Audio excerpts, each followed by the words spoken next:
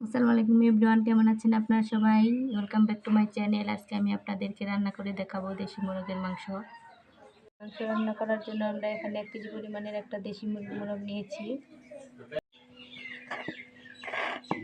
এখানে আমি দিয়ে দেবো থেতো করে রাখা পেঁয়াজ আর রসুন, দিয়ে দেবো তেজপাতা, দারচিনি,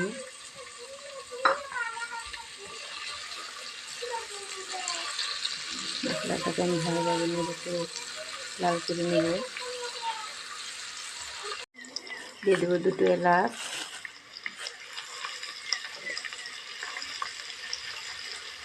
চেষ্টা করবেন পেঁয়াজ আর রসুন এখানে থেতো করে দিতে, একাত্র করে দিলে এটা ভালো লাগে, খেতে ফ্লেভারটা ভালো আসে।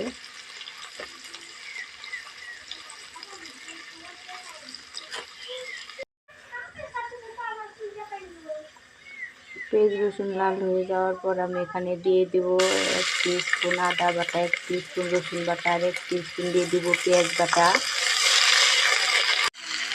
মশলাগুলোকে ভালোভাবে মিশিয়ে আমি আর একটু ভেজে নেব। মশলাগুলোকে ভালোভাবে ভেজে নেওয়ার পর আমি এখানে দিয়ে দেবো অল্প একটু পানি। এখানে আমি দিয়ে দেব 1 টিস্পুন ধনিয়ার গুঁড়ো, দিয়ে দেব 1 টিস্পুন হলুদের গুঁড়ো আর দিয়ে দেব আমি 2 টিস্পুন মরিচের গুঁড়ো।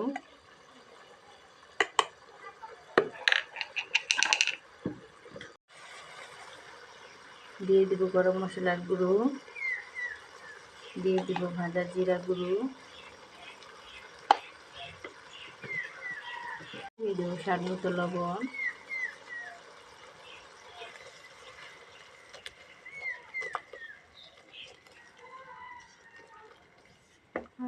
এখানে 3টা কাঁচামরিচ ভেঙে দিয়ে দিলাম।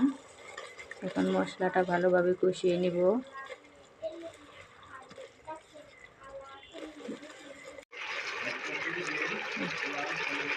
মশলাটা ভালোভাবে কষিয়ে নেওয়ার পর যখন মশলার উপরে এভাবে তেল ভেসে উঠবে তখন আমি দিয়ে দেব চিকেনগুলো।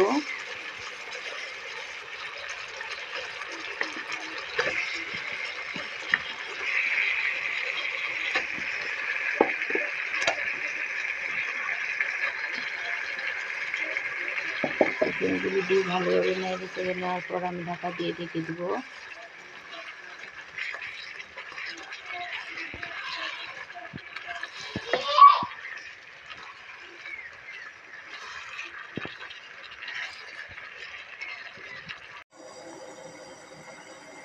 আমি চিকেনগুলোকে ভালোভাবে কষিয়ে নেব, যেহেতু এটা দেশি মোরগ, ভালোভাবে অনেকক্ষণ কষিয়ে না নিলে চিকেনটা খেতে ভালো লাগে না।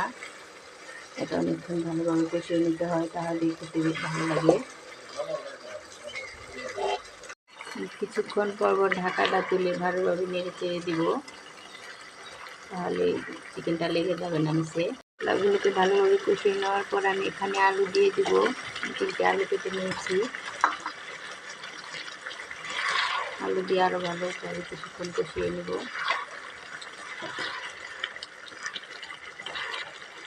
নেড়ে চেড়ে দেব, আর এই পানিটা যতক্ষণ পর্যন্ত শুকিয়ে না যাবে ততক্ষণ পর্যন্ত আমি এখানে পানি দিব না।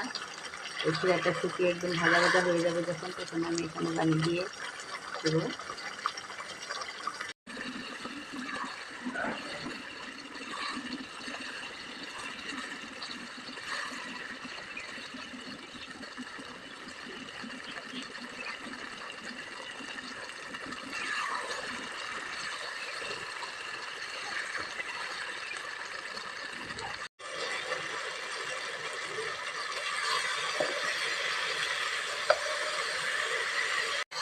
চিকেনটা যখন এভাবে শুকিয়ে ভাজা ভাজা হয়ে যাবে তখন আমি এখানে পানি অ্যাড করে দিব। চিকেনটা ভালোভাবে ভাজা ভাজা না হয়ে গেলে ভিতরে মশলাটা ঢুকে না, তাই সেটা এতটা ভালো লাগে না।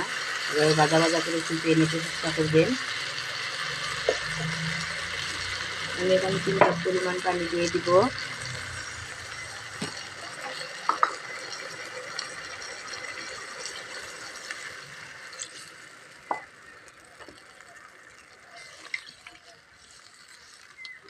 আমি 2 কাপ পানি দিয়েছি, আরও 1 কাপ পানি এখানে অ্যাড করে দেব।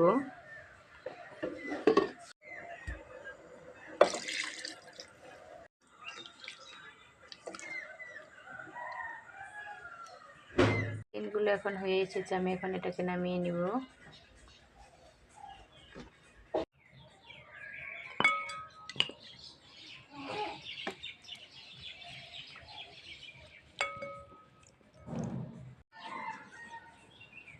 তৈরি হয়ে গেল আমাদের দেশি মোরগের মাংস রান্না করা। কেমন হলো আমাদেরকে কমেন্টে জানাবেন। আর এভাবে রান্না করে আপনারা বাসায় ট্রাই করবেন, অবশ্যই ভালো লাগবে খেতে।